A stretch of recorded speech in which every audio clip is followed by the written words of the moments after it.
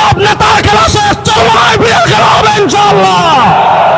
বাংলাদেশে 52 বছর সেকুলারিজম দেখেছেন, ধর্মনিরপেক্ষতা দেখেছেন, গণতন্ত্র দেখেছেন, ন্যাশনালিজম দেখেছেন, সোনার বাংলাদেশ দেখেছেন, রূপার বাংলাদেশ দেখেছেন। দুর্নীতি বন্ধ করতে পেরেছে, চুরি বন্ধ করতে পেরেছে, খুন বন্ধ করতে পেরেছে।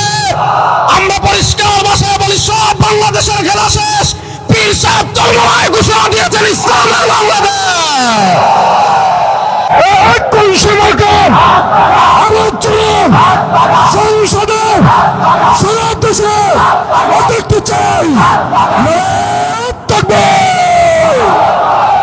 আমরা শুধু ইসলাম আজকে কিছু আনুষ্ঠানিকতার ভিতরে সীমাবদ্ধ করে ফেলেছি। আমাদের ইসলাম ধর্ম আর অন্যান্য ধর্মের একটা মৌলিক পার্থক্যের জায়গা আমি বুঝাই। এই পার্থক্যের জায়গাটা যদি আপনারা বুঝেন, তাহলে সেকুলারিজম কি, ধর্মনিরপেক্ষতা কি, এবং ধর্মনিরপেক্ষতার বিষ দিয়ে তারা আমাদেরকে কি করতে চাচ্ছে সেটা বুঝে ফেলবেন। আমাদের ইসলাম ধর্ম আর অন্যান্য ধর্ম, যেমন ধরেন হিন্দু ধর্ম আজকে পৃথিবীতে শুধু পূজা নির্ভর। আপনি খ্রিস্টান ধর্ম দেখবেন শুধু ক্রিসমাস ডে নির্ভর। হিন্দু ধর্ম কি, যখন পূজার সময় আসবে আপনি মূর্তি বানাবেন, আপনি পূজা করবেন, আপনি 3-4 দিন নাচ গান করবেন, তারপর একদিন ট্রাকে মূর্তি তুলে নদীতে ফেলে দিবেন, আপনি হিন্দু। তার ধর্ম এই পূজার ভিতরে সীমাবদ্ধ। এর বিপরীত সে হাঁটবে কেমনে, এটা তার ধর্ম তারে শিখায় না। সে যেভাবে ভালো মনে করে হাঁটে, সে খাবে কেমনে যেভাবে ভালো মনে করে, সে ঘুমাবে কেমনে যেভাবে ভালো মনে করে, সে বাথরুমে যাবে কেমনে, বের হবে কেমনে যেভাবে ভালো মনে করে, সে ব্যবসা করবে কেমনে যেভাবে ভালো মনে করে, সে রাজনীতি করবে কেমনে সে যেভাবে ভালো মনে করে, সে রাষ্ট্র চালাবে কেমনে যেভাবে ভালো মনে করে, সে সংবিধান লিখবে কেমনে যেভাবে ভালো মনে করে, সে অর্থনীতি চালাবে কেমনে যেভাবে ভালো মনে করে, সে হাইকোর্ট সুপ্রিম কোর্ট চালাবে কেমনে যেভাবে ভালো মনে করে।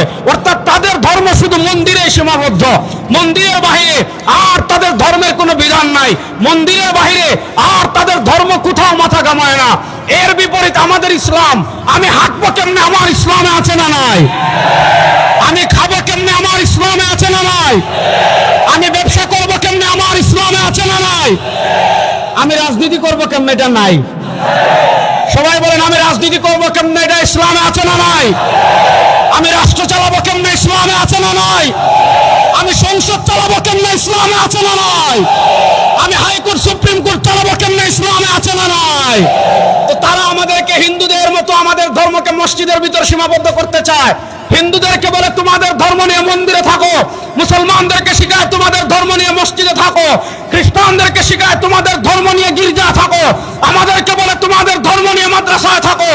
আমাদের ধর্ম শুধু মসজিদে থাকার জন্য আসে নাই, আমাদের ধর্ম শুধু মাদ্রাসায় থাকার জন্য আসে নাই, লিউযহিরাহু আলাদ দীনি কুল্লিহি, ঘর থেকে নিয়ে সংসদ পর্যন্ত ইসলাম বিজয় হওয়ার জন্য এসেছে।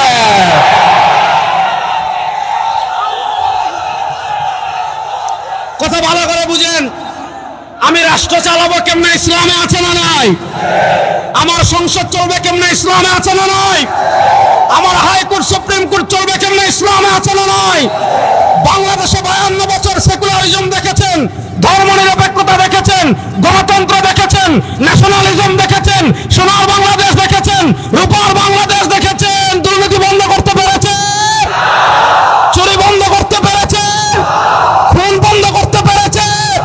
আমরা পরিষ্কার ভাষায় বলি, সব বাংলাদেশের খেলা শেষ। পীর সাহেব চরমনায় ঘোষণা দিয়েছেন ইসলামের বাংলাদেশ। শোনেন মুসলমান, আমাদের ইসলাম ধর্মে ভালো করে কথা বুঝেন, আমাদের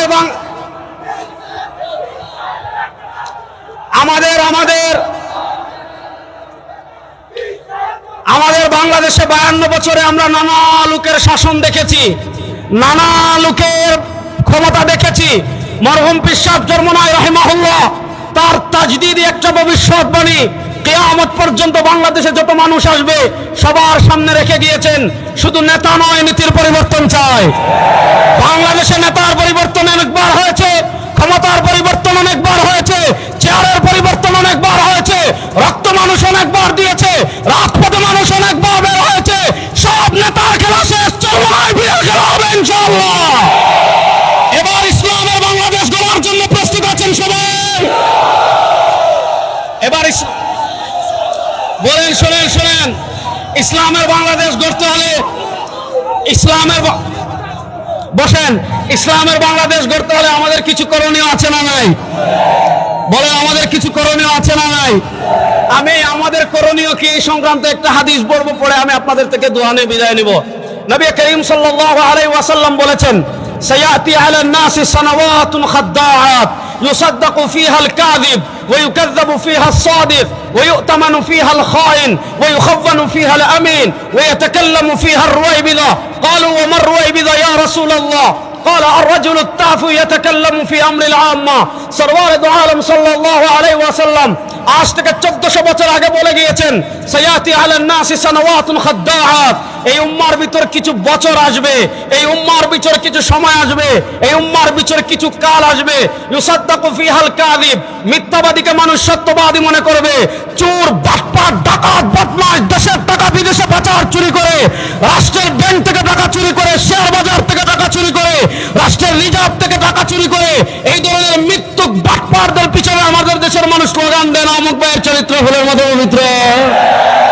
ইউসাদ্দাকু ফিহাল কাযিব, মিথ্যাবাদীকে মানুষ সত্যবাদী মনে করবে, ওয়ায়ুকাযযাবু ফিহাস সাদিক, সত্যবাদীকে মানুষ মিথ্যাবাদী মনে করবে, পৃথিবীর সিস্টেম চেঞ্জ হয়ে যাবে। ওয়ায়ুতামানু ফিহাল খাইন, যারা গম চুরি করে, ডাল চুরি করে, তেল চুরি করে, উন্নয়নের নামে রোডের বদলে বাস দেয়, দুর্নীতিতে দেশকে 5 বার বিশ্ব চ্যাম্পিয়ন করে, বড় বড় প্রজেক্ট পাস করে রাষ্ট্রের হাজার হাজার কোটি টাকা বিদেশে পাচার করে, যারা বেগম পাড়া তৈরি করে, মানুষ তাদেরকে বলবে আমার রাজনৈতিক অভিভাবক। আছে না নাই? শুনেন, ইউতামানু ফিহাল খাইন, যাদের চুরি বাটপারি মিথ্যা কথা, এরা সংসদেও মিথ্যা কথা বলে, সাংবাদিকদের সামনে মিথ্যা কথা বলে, এরপরে সংবিধান হাতে নিয়ে মিথ্যা কথা বলে, যেখানে যায় মিথ্যা কথা বলে, খিয়ানত করে, এদেরকে মানুষ আমানতদার মনে করবে। এবার আসেন, আমরা আমানত মনে করি শুধু টাকা, আমরা আমানত মনে করি শুধু পয়সা। আজকে আমি আপনাদেরকে আধুনিক একটা আমানতের কথা বলবো, এটা আমি বলি নাই, বর্তমান পৃথিবীর সবচেয়ে বড় আলেমদের একজন শেখুল ইসলাম জাস্টিস মুফতি মোহাম্মদ তাকিউল উসমানী হাফিজাহুল্লাহ, তিনি তার ফিকহি মাকালাতে একটা মাকালা লিখেছেন, ইন্তেখাবাত মে ভোট কি শরঈ হাইসিয়ত। আমাদের মুফতি আজম পাকিস্তান, আমাদের আকাবিরদের সূর্য সন্তান আল্লামা মুফতি মোহাম্মদ শফি রাহিমাহুল্লাহ, তিনি তার মুফতি মোহাম্মদ শফি রাহিমাহুল্লাহ তার জাওয়াহিরুল ফিকহের 5 নম্বরে একটা ছোট্ট রিসালা লিখেছেন, ভোট কি শরঈ আহকাম। আমাদের দারুল দেওবন্দ ফতোয়া দিয়েছে, বিন রিটার্ন ফতোয়া দিয়েছে, আমাদের মার্কাজুদ দাওয়া ফতোয়া দিয়েছে, ভারত উপমহাদেশের বড় বড় সব আলেমগণ ফতোয়া দিয়েছেন। শুনেন, টাকায় গরু ছাগল বিক্রি হয়, মানুষ বিক্রি হয় না। আপনি নির্বাচন যখন আসবে, শরিয়ার আলোকে তাকি উসমানী সাহেব লিখেছেন, দারুল দেওবন্দ ফতোয়া দিয়েছে, দারুল করাচি ফতোয়া দিয়েছে, জামিয়াতুল উলুমুল ইসলামিয়া বিন রিটার্ন ফতোয়া দিয়েছে, বাংলাদেশের সব আলেমরা ফতোয়া দিয়েছেন, উপমহাদেশের বিখ্যাত সব আলেমরা ফতোয়া দিয়েছেন। ভোট এটা আমানত, ভোট দিচ্ছেন মানে আপনি তার আমানতদারিতার সাক্ষী দিচ্ছেন, ভোট দিচ্ছেন আপনি তার আমানতদারিতার সুপারিশ করছেন। শুনেন, 1400 বছর আগে নবী করিম সাল্লাল্লাহু আলাইহি ওয়াসাল্লাম বলেছেন, ওয়ায়ুতামানু ফিহাল খাইন ওয়ায়ুখাওয়ানু ফিহাল আমিন, মানুষ আমানতদারকে খেয়ানতদার মনে করবে, খেয়ানতদারকে মানুষ আমানতদার মনে করবে। এই চরমোনাই ময়দান থেকে আমরা যতগুলো স্পষ্ট মেসেজ আমাদের পীর সাহেবগণ আমাদেরকে দিয়েছেন, আমাদের নেতৃবৃন্দ আমাদেরকে দিয়েছেন, আমাদের শায়েখ আমাদের মুর্শিদ আমাদেরকে যে কয়েকটা নির্দেশনা দিয়েছেন, তার ভিতরে একটা গুরুত্বপূর্ণ নির্দেশনা হলো শুধু উনাদের নির্দেশনা না, এটা উপমহাদেশের সব আলেমদের নির্দেশনা। আমার জান চলে যেতে পারে, কোনো ডাকাতকে আমি ভোট দিতে পারি না, কোন দুর্নীতিবাজকে আমরা ভোট দিব না।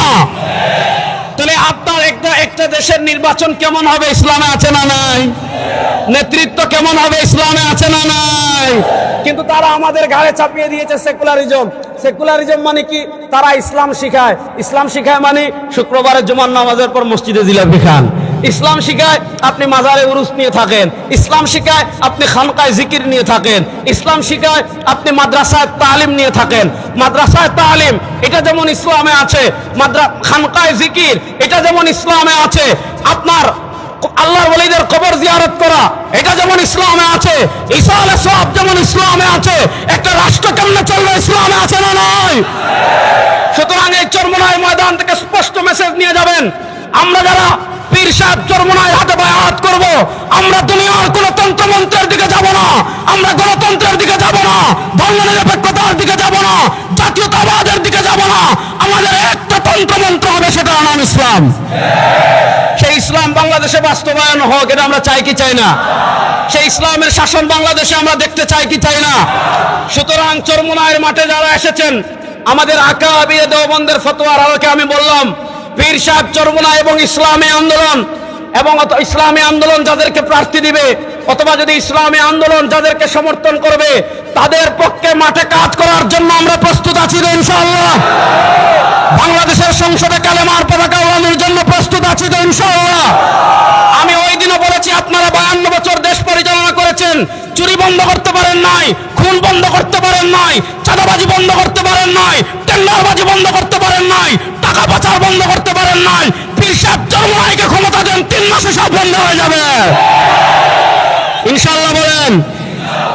সুতরাং আমরা এই বার্তা আমাদের নেতা যাকে আমাদের সামনে পেশ করবেন, আমি সব জায়গায় বলি, বাংলাদেশ ইসলামের জন্য এতটা উর্বর, এখানে আমাদের রক্ত জড়ানো লাগবে না।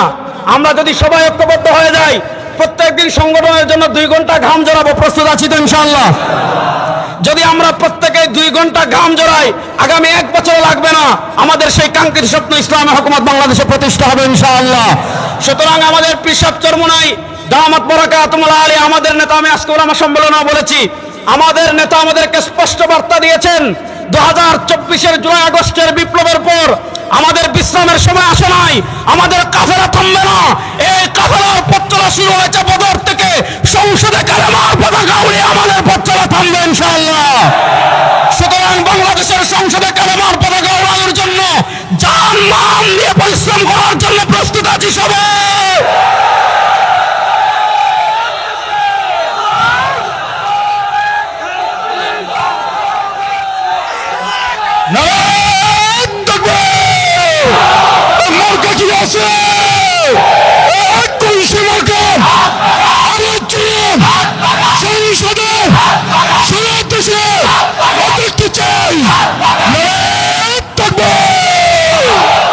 আল্লাহ তাআলা দিন বিজয়ের কাফেলায় শরীক হওয়ার তৌফিক আমাদেরকে দান করেন।